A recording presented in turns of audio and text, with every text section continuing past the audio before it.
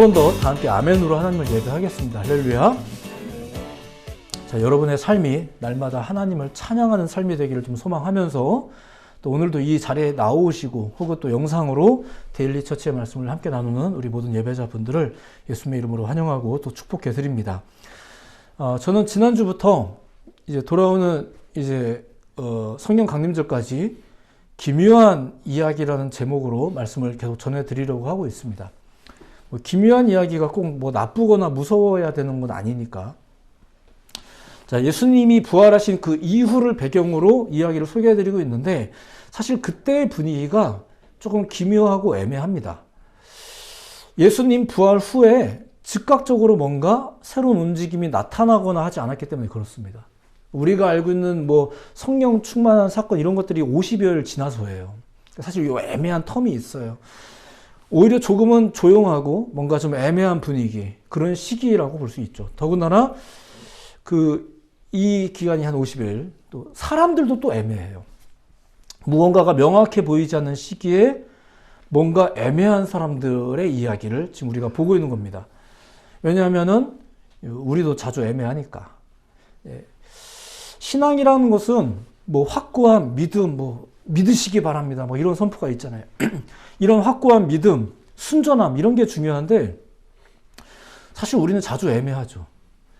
그런 우리가 그런 시기에 그런 사람들의 이야기를 좀 잠깐 보는 거예요. 이유는 같이 공감하고, 교훈을 얻는다거나, 우리도 이런 게 당연하구나, 이런 걸 보려는 게 아니라, 그런 시기에, 그런 사람들 속에서도 누구는, 하나님은 어떻게 성실하신가, 어떻게 역사하고 계신가, 이거를 보기 위해서인 거죠. 잠깐 복습하자면 지난주에 여러분들에게 구레네 사람 시몬이라는 사람을 소개해 드렸었어요. 우리가 그의 모습을 통해서 볼 수 있는 교훈이 있던가? 없습니다, 사실은.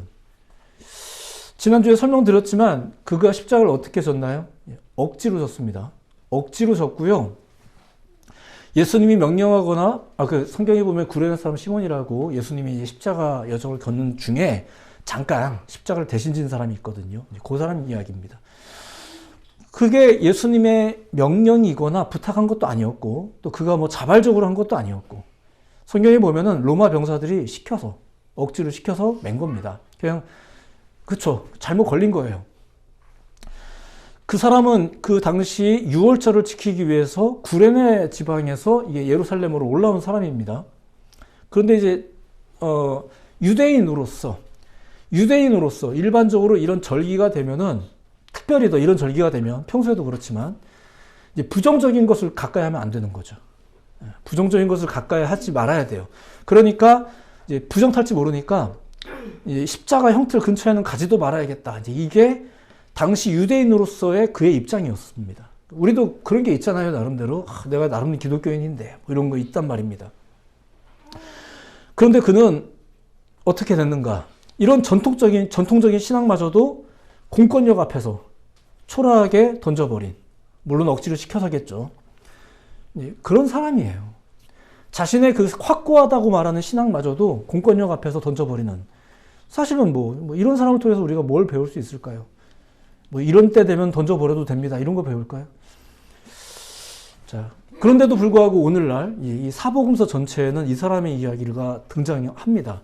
이유는 그런 거예요. 예수님이 가장 힘겨우셨을 때 십자가를 대신 진 사람, 이렇게 소개되고 있는 거죠. 나쁜 의미는 좀 아닌 것 같아요.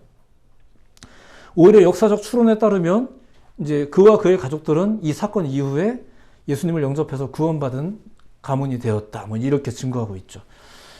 그렇게 그는 사실상 억지로 십자가를 졌다가 억지로 구원까지 받은, 그래서 그렇게 유명해져 버린 그런 사람이었습니다. 그러니까 구원의 일은 사실 때때로 좀 억지로 하실 필요도 있어요. 다만 우리는 이 사건을 통해서 누구를 주목해야 되는가? 이 이야기에 등장하지는 않지만 하나님의 섭리와 구원, 이런 게 있더라, 이런 얘기를 보는 거죠. 이번 주 평일 예배 때 에스더서를 잠깐 나눈 적이 있었어요. 근데 에스더서라는 책 자체가 하나님이 등장을 안 합니다. 하나님이 등장을 하지 않는데 에스더서가 성경이에요. 성경이라는 것은 모름지기 하나님을 소개하는 책이죠. 근데 하나님의 이름이 한 번도 등장하지 않으면서도 에스더가 성경일 수 있는 이유가 있겠죠? 그런 얘기예요. 지금 우리가 보는 인물들도 그렇습니다. 이게 뭐 닮을 만한 게 별로 없고요. 그들이 순전했다고 볼 만한 건 사실 없었어요. 앞으로도 소개할 인물들도 마찬가지예요. 뭔가 다 애매한 존재들이죠. 뭐 영웅들은 일단 아니에요. 그런데도 우리는 그들의 이야기를 살펴보는 겁니다. 왜냐하면은 그들을 통해서 하나님의 섭리와 뜻이라는 게 뭔지를 볼 수 있기 때문에 그래요. 오히려 그 사람들이 안 유명하고 안 대단하기 때문에 하나님의 뜻이 더 잘 보이기도 합니다.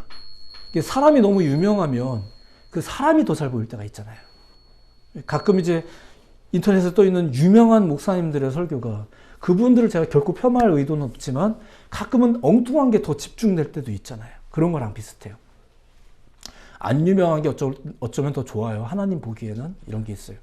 이 이야기를 이제 한동안 계속 보려고 하는 겁니다. 자, 오늘 소개해드릴 인물은 예수님과 함께 십자가에 달려 죽게 된 두 이제 행악자 이야기입니다. 같이 달린 거예요, 십자가에. 자, 이 이야기 앞서서 좀 본질적인 이야기를 먼저 보자면, 예수님을 만난 사람들은 변화를 겪게 됩니다. 그래서 교회 다니면 뭐 이제 가끔 이런 말들을 선포하죠. 주님 만나시기 바랍니다. 예수님 만나시기 바랍니다. 이런 말을 하는데, 예수님을 만나면 궁극적인 변화가 일어나게 됩니다. 이제 어떠한 변화인지 뭐 딱 꼭 이래야 된다 이런 식으로 규정할 수는 없지만, 예수님께서 증거하신 내용을 통해 가늠해 볼 수 있는 건 이런 거예요. 첫 번째, 무엇보다 그들이 평안함이라는 게 생겨요. 하늘의 평안을 얻는다고 해요. 요한복음 14장 27절에 보면 예수님이 이런 말씀을 직접 하셨거든요. 평안을 너에게 끼치노니 곧 나의 평안을 너에게 주노라. 내가 너에게 주는 것은 세상이 주는 것과 같지 아니하니라. 너희는 마음에 근심하지도 말고 두려워하지도 말라. 이게 예수님의 약속이었었어요. 평안. 그분의 약속에 따르면 예수님을 만난 사람들에게는 무엇이 있어요? 참된 평안이 있습니다. 사실 예수님을 만나도 또 교회를 다녀도 이 땅에서 사는 이상 뭐 여전히 위기는 있는 것 같고, 또 두려움도 있고, 뭐 만족도 없고, 뭐 불안함이 있을 수는 있어요. 근데 예수님이 약속하신 이 평안에 따르면 이 평안은 현실을 뛰어넘는 가능성에 대해서 열려있는 평안이죠. 무슨 말이냐면은 분별할 수 있는 지혜도, 극복할 수 있는 용기도, 조급하지 않는 여유도 그 평안을 통해서 준다는 얘기예요. 그냥 모든 상황이 안전함을 말하는 게 아니라, 상황은 되게 불안한데 평화가 유지될 수 있잖아요. 지금 우리나라처럼. 그렇죠? 이게 멀찍이서 바라보는 사람들은 굉장히 무서운 나라로 지금 우리나라를 보는데, 정작 우리나라는 아무렇지도 않잖아요. 이거랑 비슷합니다. 평화. 근데 제가 이제 평화를 인사하기보다 평안을 인사하는 이유는 본질적인 게 있기 때문에 그렇습니다.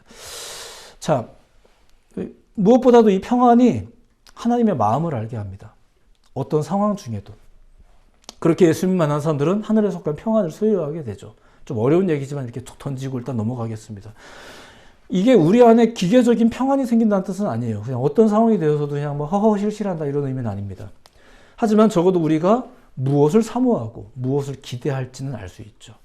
예수님의 증거를 통해서 알 수 있다는 얘기예요. 그게 뭐라고요? 평안. 이런 것들. 그런 평안이, 그런 주님의 평안이 여러분에게도 가득하시기를 예수님의 이름으로 축복해 드립니다.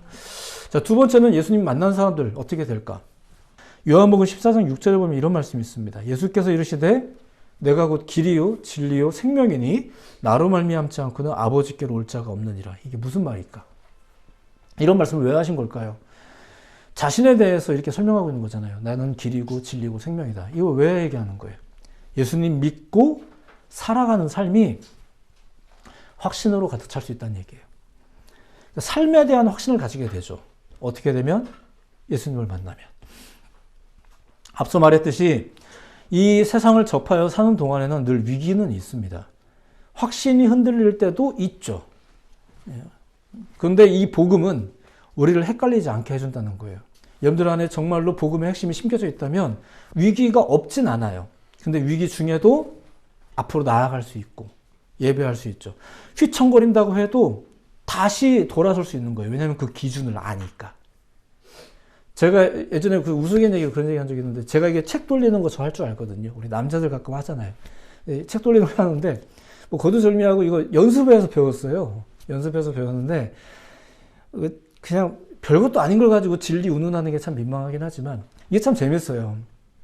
이게 돌리다가 돌릴 줄 알게 되었어요. 돌릴 줄 알게 되었다는 게 더 중요한 거죠. 하다가 떨어지면 다시 돌릴 수 있어요. 왜냐면 제가 돌릴 줄 아니까. 내 몸에 새겨져 있는 거예요. 내 안에 있는 거죠. 안 넘어지진 않아요. 떨어지기도 해요. 하지만 다시 돌릴 수 있다는 게 뭔지. 우리가 진리로 새긴다는 게 뭔지. 그런 게 있죠. 이렇듯 예수님을 만난 사람들의 큰 특징, 대표적으로 두 가지가 있다고 소개해드린 거예요. 참된 평안과 삶에 대한 확신. 물론 현실에 휘둘려서 그 사실이 믿어지지 않거나 의심스러울 때가 있는 것은 분명한 사실이지만, 적어도 우리는 예수님이 무엇을 약속하셨는지를 통해서 우리가 또 무엇을 추구해야 될지 그것을 배우고 기대할 수 있다는 거예요. 자, 그리고 예수님을 만난 사람들의 이러한 변화는 과거에 대한 청산뿐만 아니라 현재 이후를 위한 변화라는 거죠. 현재 이후를 위한 변화. 여러분들에게도 혹시 막 빠른 계산이 머릿속에 들어와서 괜히 이제 아멘하게 두려우실 수도 있겠지만, 여러분들에게도 그런 변화가 있길 다시 한번 예수님의 이름으로 축복해드리고 싶습니다. 과거에 대한 청산과 더불어 현재와 현재 이후에 대한 변화. 자, 그런데 오늘 보려는 사람, 이 두 사람, 두 행악자, 그들은 말 그대로 악을 행한 사람들이었고 자신들이 행한 그 악으로 인해서 십자가형을 선고받은 사람들이에요. 이제 그들에게는 내일이 없죠. 지금 죽는 중이니까. 이들이 행한 어제의 일 때문에 미래는 없어요. 그리고 그들의 현재는 어디예요? 십자가 위죠. 이 십자가 위라는 현재에서 지금 그들이 예수를 만납니다. 자, 이 만남이 의미가 있나요? 뭔가 큰 대전제가 있는데 그건 제가 일부러 언급을 안 하는 건데, 그 대전제를 빼버린다면 이 만남이 의미가 있나요? 내일 없잖아요. 우리 지금 셋 다 누가 먼저 죽냐 이거 가지고 힘 빠지고 있는 중이잖아요. 예. 앞서 얘기한 모든 것들, 예수님을 만나면 평안이 있고 앞으로의 삶에 확신을 가질 수 있게 되고, 이런 얘기들이 적어도 이 두 사람에게는 좀 무색해 보이죠. 마태복음과 마가복음에는 이 두 사람을 강도라고 말합니다. 그런데 이제 누가복음은 굳이 그 사람들의 죄명에 대해서는 언급하지 않아요. 그저 그들이 행한 죄로 인해서 그들이 십자가에 달려 죽게 되었다는 것만 밝힙니다. 지난번에 했던 얘기를 다 복귀하기는 어렵지만 이 두 강도에게 주어진 십자가형은 사실 좀 과해 보이긴 합니다. 특히 지금 오늘날의 기준으로 본다면 확실히 과하긴 하죠. 강도한테 사형 이렇게 하는 거니까. 우리 지금 사람을 죽여도 이렇게 몇 년밖에 안 살고 이러는데, 이런 게 있잖아요. 이 형벌은 몇 주 전에 소개를 해드렸듯이 너무 잔혹하고 고통스러운 형벌이었습니다. 당시의 기준에 의하면. 그래서 이 형벌을 개발한 로마인들조차도 자기네 민족들한테는 이 형벌을 적용을 안 했어요. 오히려 로마 제국이 그 자신들의 그 피식민지 백성들을 통제하거나 하기 위해서 이 형벌을 많이 사용하긴 했죠. 보세요. 예수님도 분명히 아무 죄가 없다고 판결이 됐는데도 불구하고 이 형벌을 거침없이 적용을 하잖아요. 더군다나 유대인들이 막 그걸 원해요. 자, 근데 누가복음의 설명 방식에 따르면 이런 거죠. 죄에 의한 결과가 있다. 이 사실만 입증을 하는 거예요. 두 행악자 이렇게 표현하고 있어요. 그렇게 보자면 이게 두 사람만의 문제는 아니죠. 모든 사람에게도 해당되는 거예요. 죄가 있으면 뭐가 있다? 형벌이 있다. 잠시 후에 설명하겠지만 십자가에 매달린 이 두 강도나 십자가 아래에서 예수님을 조롱하는 사람들이나 별로 다를 바는 없었습니다. 자, 어쨌든 오늘 본문에서 이 두 사람은 죄를 지었고 결국 그들의 죄의 대가로 지금 십자가에 달려있는 중입니다. 이미 처형법이 정해졌기 때문에 여기에서 누가 좀 더 나은지 또 앞으로 나아질지 이런 것들은 다 무색한 겁니다. 아무것도 없어요. 자, 그런 두 사람이 예수님을 만나죠. 하필이면 여기에서. 이제야 와서. 유대인이라면서 무슨 죄를 지은 건지는 모르겠지만 로마인에게 찍혀서 좀 더 과하게 십자가를 받게 된 것인지 정확하게는 모르겠지만 어쩌거나 이제야 와서 유대인들의 그 철두철미한 그 교육관을 생각해 보자면 분명히 그들도 어려서부터는 하나님의 말씀을 들었을 거거든요. 율법을 배웠고 또 절기마다 교회도 나가고 이런 삶을 분명히 어느 시점까지는 했을 거예요.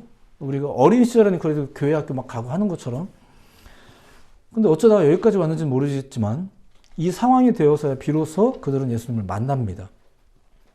자, 그런데 그 자리에서, 그 십자가의 자리, 고통의 자리에서, 평안도, 확고한 미래도 기대할 수 없는 그 자리에서 그들은 예수님을 만났고, 그곳에서 예수님이 자기들과 다르다는 것을 이제 깨닫게 되죠. 둘 다 그런 건 아니에요. 한 명만 그걸 깨닫게 돼요. 자, 오늘의 배경 상황을 이제 잠깐만 보면 이렇습니다. 두 강도와 더불어 예수님이 십자가에 이제 달렸잖아요. 그게 이제 누가복음 23장 33절이거든요. 달렸어요. 자, 달려 있습니다. 근데 그 다음에 34절부터 보면 그렇게 십자가에 매달린 상태에서 예수님이 자신을 십자가의 형에 처하게 만든 사람들이 밑에서 이제 구경하고 있는 사람들, 이 사람들을 향해서 중보하는 장면이 나와요. 그게 34절인데 한번 들어만 보세요. 이에 예수께서 이르시되 아버지 저들을 사하여 주옵소서 자기들이 하는 것을 알지 못함이니이다. 이런 기도를 해요. 손에 뭐 못이 박히든 안 박히든 난 괜찮다, 안 아프다 이러면서 이걸 고상하게 얘기한 건 아니실 거예요. 아마 굉장히 아픈 중에도 이런 말을 했겠죠. 근데도 예수님 지금 그 상황에서 누구를 염려해요? 자기 곁에 있지만 자기들이 하는 짓이 뭔지 모르는 사람들. 교회는 다니고 있지만 자기들이 하는 짓이 무슨 짓인지 모르는 사람들을 지금 중보하고 있는 거예요. 근데 그들이 지금 뭐라고 했나요? 이어진 내용을 보면은 몇몇은 예수님의 옷을 가지고 이제 제비뽑기 하고 있었습니다. 그리고 몇몇은 서서 구경하고 있었고요. 몇몇은 예수님을 비웃었어요. 그리고 군인들은 그를 조롱하고 있었죠. 자, 이렇게 고통받는 사람 앞에서 이게 사람이 할 짓인지, 아무리 죽을 죄를 지은 사형수라도 그 처형 자리에서는 뭐 예를 갖추거나 최선의 좀 인격적인 존중을 하기 마련인데 당시에는 그런 게 없었나 봐요. 사실상 십자가 아래의 저들은 십자가 위에 있는 두 행악자랑 다를 게 없었어요. 그러다가 이제 오늘의 주인공 이야기로 이렇게 넘어온 거예요. 여러분들이 읽으신 본문이 그 내용입니다. 자, 예수님을 만난 두 행악자들 간에 조금 다른 차이가 이제 생겨나기 시작합니다. 이 분이 우리랑 다른 존재다라고 느끼는 한 사람이 생긴 거죠. 먼저 한 사람이 이런 반응을 했습니다. 39절인데 달린 행악자 중 하나는 비방하여 이르되 네가 그리스도가 아니냐 너와 우리를 구원하라 하되, 주변 사람들하고 다를 게 없는 말을 하죠. 이게 극심한 고통 때문에 내뱉은 뭐 아무 말 대잔치일 수도 있어요. 근데 어쨌거나 의도적으로 내뱉은 말이나 아무 말 대잔치로 했던 말이나 다를 게 없죠. 이렇게 똑같아요. 그러니까 사실은 처형법에 따라 십자가에 달린 사람은 그 한 명이지만 죄로 인하여 사망의 법에 매여 있을 수 있다는 것은 밑에 있는 사람들 다 똑같았어요. 지난번에 잠깐 그런 소개한 적이 있는데 오늘 설교 내용은 원래 아닌데, 예수님을 십자가에 처형해달라고 본디오 빌라도에게 막 아우성 치던 사람들이 이렇게 말했거든요. 그 사람의 피해는 우리와 우리 자손들에게 넘겨라. 그것 때문인지는 잘 모르겠는데 예수님이 돌아가신 후 33년이 지나서 유대인들이 일종의 그 로마에 대적하는 그 개혁 운동을 이제 일으킵니다. 근데 이제 이 개혁 운동이 망하죠. 티투스라는 장군에 의해서 진압이 됩니다. 진압이 되면서 그렇게 공들여서, 유대인들이 지은 건 아니지만 헤롯 대왕이 자기 영광을 위해서 지었던 성전도 그때 다 이제 파괴되고 유대인들이 매일 400에서 500명씩 십자가에 달려 죽습니다. 물론 이제 로마 제국에 대한 대항한 것에 대한 뭐 여러 가지 죄명이 막 씌워졌겠죠. 그게 뭐 예수님한테 한 것 때문이라고 이렇게 이런 말은 함부로 할 수 없겠지만 분명은 그런 일이 많이 벌어져요. 매일같이 400에서 500명이 십자가 달려 죽습니다. 십자가를 세울 장소가 부족할 정도로 죽게 돼요. 사회적인, 세상적인 기준으로 본다면 로마법을 어겨서예요. 반역죄. 이게 그것 때문인지는 잘 모르겠어요. 어쨌거나 이제 이런 일들. 아무튼 그렇습니다. 이 처벌법에 따라서 십자가에 지금 달려 죽고 있는 사람은 한 명인데 사실은 아래에 있는 사람들도 거의 비슷하죠. 제가 가끔 그 인터넷을 보다가 어떤 사건, 사고 영상에 달린 댓글들을 읽다 보면은 가끔 소망을 느낄 때가 있어요. 세상 좀 살만하다. 아직도 이렇게 의로운 사람들이 있구나. 이제 이런 생각이 들 때가 좀 있거든요. 근데 금방 이제 알게 되죠. 이게 다를 게 없구나라는. 결국은 다 또 이게 겉에서는 다 의로운 척하고 댓글 막 달고 막 이런 사람들만 모이면 나라가 바로바로 바뀔 것 같고 이런 것 같은데 이상하게 꼭 그렇진 않은 것 같고 이걸 어렵지 않게 깨닫습니다. 자, 그런데 또 다른 행악자가 예수님을 모욕했던 한 행악자에게 이렇게 말하죠. 40절. 네가 동일한 정죄를 받고서도 하나님을 두려워하지 아니하느냐. 이런 말을 먼저 해요. 그가 했던 말이 뭐라고요? 하나님이 두렵지 않냐.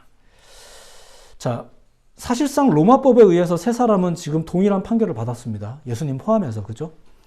동일한 판결을 받았어요. 처형법이 과했든 뭐 어쨌든 죄가 있다고 판결을 받은 거죠. 자, 그런데 유대인이라면 모름지기 그들이 어떤 존재를 인식하는 사람들이에요? 하나님을 인식하던 사람들이죠. 저들은 유대인이면서도 이 지경에 오기까지 죄를 지었다는 것은 저들이 하나님을 인식하고 살지 않은 거예요. 이제 그것을 우리가 하나님을 인식하지 않고 살았구나. 유대인이면서도 하나님을 인식하지 않고 살았구나라는 것을 벌 받으면서 깨달은 사람이 벌 받으면서도 깨닫지 못한 사람에게 지금 말하고 있는 거예요. 뭐라고요? 하나님이 두렵지 않냐. 하나님이 안 두려워서 벌어지는 일이 지금 우리가 이 세상에서 보는 대부분의 것들입니다. 자, 또한 뭐라고 말을 하냐면 이렇게 말합니다. 41절의 내용인데 우리는 우리가 행한 일에 상당한 보응을 받는 것이지만 그래서 이에 당연하지만 이 사람이 행한 것은 옳지 않은 것이 없느니라. 예수 역시 같은 선고를 받아서 지금 십자가에 매달려 있는 상태인데 그는 이 예수가 행한 일들이 옳지 않은 것이 없었다라고 말해요. 자, 이게 무슨 말일까요? 십자가 위에서 예수님에게 무슨 설명 들었나요? 야, 나는 아무 죄가 없이 여기 매달렸어. 난 니네랑 달라. 이런 얘기 들었나요? 아니죠. 본래 알고 있던 거예요. 예수님이 3년 활동을 하시면서 유대인 세계를 발칵 뒤집어 놨거든요.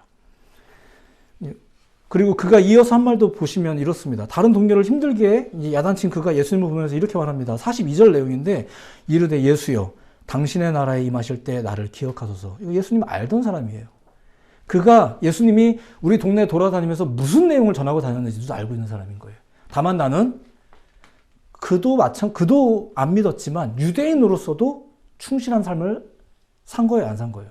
안 살다가 지금 이 지경까지 온 거잖아요. 예수님이 무엇을 전했고 어떤 영향력을 나타냈던 사람인지 알고 있었습니다. 그러면서도 나는 뭐하고 살았어요? 강도질하면서 산 거죠. 죄 지으면서 산 거예요. 그러다가 이 지경까지 왔는데 여기에서 우리와는 다른 예수를 보게 될 줄이야. 많이 늦었지만 그는 이제 예수님을 인정하죠. 예수님이 전한 하나님의 나라도 인정합니다. 그 예수님이 또 자신을 기억해 주길 바라게 되죠. 그게 오늘 내용의 전부예요. 예수여 당신의 나라에 임하실 때에 나를 기억하소서. 내 세관을 인정하는 우리는 그가 어떤 복을 받았는지 짐작할 수 있습니다. 43절에 이런 말씀이 있거든요. 예수께서 이르시되 내가 진실로 내게 이르노니 오늘 네가 나와 함께 낙원에 있으리라. 우리는 그가 낙원에 갔다고 믿어요. 그렇죠? 우리는 그런 사람들이니까요. 이게 상황으로 놓고 본다면 그렇습니다. 이게 죽어가는 사람들끼리 하는 대화이기 때문에 굉장히 좀 이상해 보일 수 있긴 해요. 밑에서 보고 있는 로마인들, 비신앙인들이 본다면 뭐 자기들끼리 뭐 이렇게 말할 수 있을 만한 풍경이죠. 하지만 우리는 그 이상의 이야기를 넘보는 사람들이잖아요. 우리는 눈에 보이는 이 애매한 상황, 눈에 보이는 전혀 영웅이지 못한 사람들을 보면서 우리는 그 너머를 지금 보고 싶어하는 사람들이잖아요. 세속적 기준대로라면 일단 그는 절대로 낙원에 못 갑니다. 그런 사람이 가면 또 심지어 안 되죠. 만약에 그게 된다? 그래서 많은 사람들이 이런 상상을 하나 봐요. 이제 사는 건 마음대로 살다가 이제 죽어가기 직전에 예수님 믿겠다. 뭐 이런 말씀 하시는 분들이 가끔 계세요. 어리석은 계산입니다. 하지만 어쨌거나 그는 이제 낙원에 갔다고 우리가 믿어요. 왜냐하면 예수님 때문이에요. 딱 한 가지. 그는 최고의 사망법 형틀 위에서 낙원을 허락받는 축복을 누립니다. 그렇다고 우리가 그를 부러워해야 되나? 그건 아니에요. 그에게는 예수님을 만난 후의 삶, 뭐 평안, 뭐 더 좋아질 미래에 대한 확신, 뭐 이런 거 아무것도 없어요. 우리는 그가 부럽진 않아요. 부러워해서도 안 됩니다. 하지만 우리는 이 사건을 통해서 또 한 번 명확히 볼 수 있는 게 있다는 거예요. 그게 뭐예요? 하나님은 마지막까지도 당신의 구원 사역을 이뤄나가신다는 거죠. 그래서 그 강도는 오늘날까지 최후의 복을 받은 사람으로 기억되고 있는 거예요. 우리가 그 사람을 부러워해야 되는 건 아니에요. 하지만 많은 신학자들은 이 사람의 이야기를 왜 하는 거겠어요. 그렇죠? 모르잖아요. 나오는 가는지 안 가는지 우리는 몰라요. 근데 우리가 가진 믿음에 의하면 우리는 같다고 믿는 거예요. 그것이 바로 하나님이 이루시는 구원 역사, 부활 역사, 내세관의 역사. 우리는 이것을 믿는 사람들이기 때문에 그렇습니다. 우리는 부활절 이후를 보내고 있는 사람들이에요. 어떤 이는 믿기도 하고 어떤 이는 안 믿기도 하지만 전혀 다른 세계관들을 가지고 우리는 현재의 삶을 어떻게 살아야 될지를 고민하는 사람들인 거죠. 두 행악자 중 하나는 인생의 끝자락에서조차 예수님을 인정함으로 인해서 복을 받은 사람이었습니다. 만남과 더불어 예수님과 그의 나라를 인정했죠. 조금 늦었지만. 그리고 더 나아가 그는 자기가 예수님을 기억하는 게 중요한 게 아니라 내가 깨달은 게 중요한 게 아니라 예수님이 자기를 기억해 주기를 바랬습니다. 그는 낙원에 거하는 복을 받게 되었을 겁니다. 말씀을 정리하자면 이렇습니다. 지금은 부활절 이후 오순절이 오기까지의 기간입니다. 뭔가 애매할 수 있는 시기, 실제로 당시에는 더욱 그랬습니다. 기왕 애매한 거 우리도 너무 서두를 것이 아니라 잠깐 멈추는 기분으로 성경 속 몇몇 이 조연급 인물들을 좀 보는 거죠. 애매한 인물들을 보는 거예요. 하지만 그 이야기 속에서도 우리는 계속해서 무엇을 볼 수 있다? 하나님의 구원 역사를 볼 수 있다는 거죠. 그걸 소개해 드리는 거예요. 심지어 그 구원은 어디에서도 십자가 위에서도 내일 소망 없다라고 하는 현장에서까지 우리도 가끔 어떤 궁지에 몰렸다 싶으면 말자 뭐 이럴 때가 있단 말이에요. 근데 다른 건 모르겠는데 이 구원에 대한 문제는 어때요? 그럴 수가 없는 거예요. 그래서 주님이 마지막까지 그 구원의 역사를 이루어 나가시죠. 누구에게 임하였을까? 예수님이 우리와 같지 않다는 것을 인정하는 사람들에게, 그의 신적인 권위와 하나님 나라를 인정하는 사람들에게, 비록 그의 삶을 옳았다고 말할 수는 없어요. 하지만 더군다나 앞으로 그의 삶이 좀 더 나아질 것이다라는 소망도 없어요. 아무런 여지가 없는 사람들이지만, 그렇죠. 그리고 따지고 보면 십자가 위에 그 행악자들이나 그 아래에 있는 사람들이나 지금 이 시대에 마치 나는 옳은 사람인 것처럼 댓글 달고 이 성경을 읽고 있는 우리들이나 사실은 뭐가 다른가? 우리가 알아야 될 것을 좀 새겨야 되지 않겠나 싶은 거죠.